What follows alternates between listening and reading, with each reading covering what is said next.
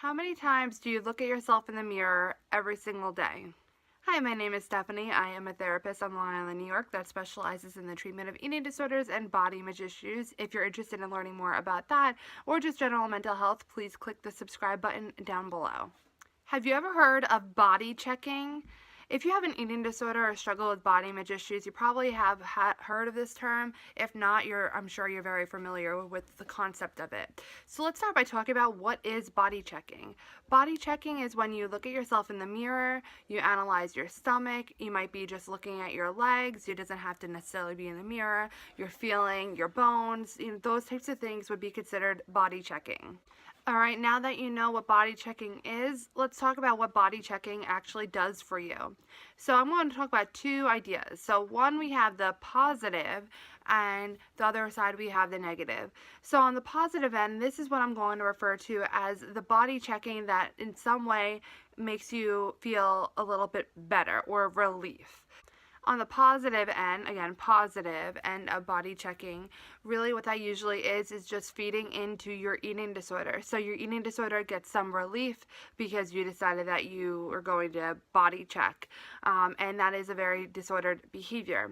It could be a compulsion as well. It might be something that is alongside your obsessive compulsive disorder, OCD. It might be a mixture of them both, and more than likely it is. So you feel the need to body check, and you may not even realize it now how often you do it or when you do it, but you feel this urge to body check, or there's a mirror in front of you, so without even thinking you're looking at yourself in the mirror, and this is feeding your eating disorder and your obsessive compulsive disorder, and this is something that provides relief, which is why I deem it as positive. Of course, it's not really helpful for you, and we're going to get into that. Now, what negative comes from that? Well, the negative part is from feeding your obsessive compulsive disorder and feeding your eating disorder.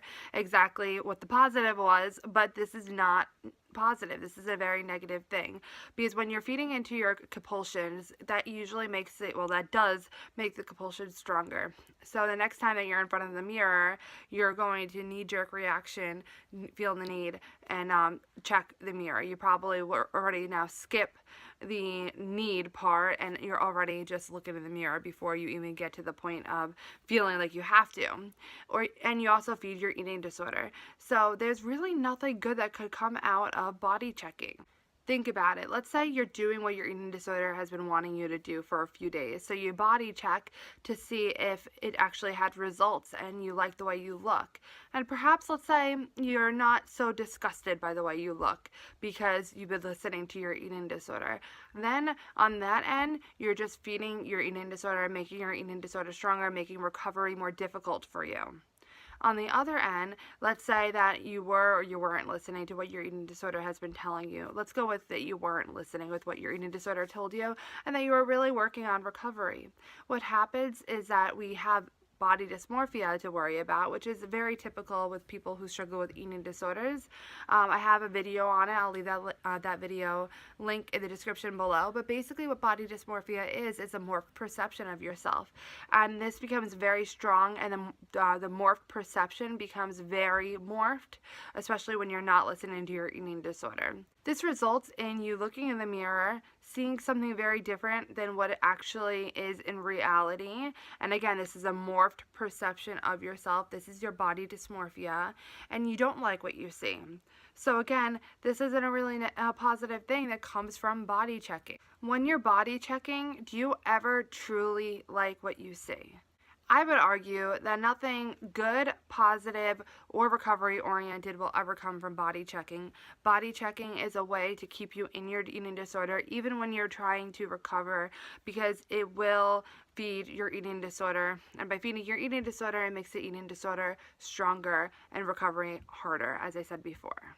So what now? We know that body checking is not positive for us or constructive for us, but we also know that it's something that sometimes not even something that you think about doing. It just happens. So, okay, how are you going to face something that you're just doing with on autopilot now? And this is the first part of it. We need to start tracking it. We can't change something or challenge something if we don't really know even, or we're not aware of us doing that thing. So the very first thing is bringing it to our awareness, to bringing it to our conscious level. So what this is going to look like, I would encourage you to get your journal that we talked about in another video, is to keep a journal and have a page cut out for body checking. You probably should do a few pages because I'm sure it'll fill up very, very quickly, because most of the time you don't even realize how often you're body checking. So when you're tallying it, or however you decide that you're going to keep track of it, it's going to get very lengthy very quick. So what I would suggest doing is first writing a list of all the ways that you body check. You might not even realize how you're doing it. If you're just in class maybe and you're feeling your wrist, or maybe you're looking at your legs, or you're in front of the mirror, there's so many different ways that you could body check. So really challenge yourself and be honest with yourself about the ways that you're body checking. Write a list. Then under that list, I would put the date. And every single time that you notice that you're bringing yourself to the mirror or to that body checking, put a tally mark and keep that up. Keep that up for the entire day. And let's face it, you might not have your journal with you all the time, so perhaps keeping a list in your phone and then putting in your journal at the end of the day, that's absolutely fine as well.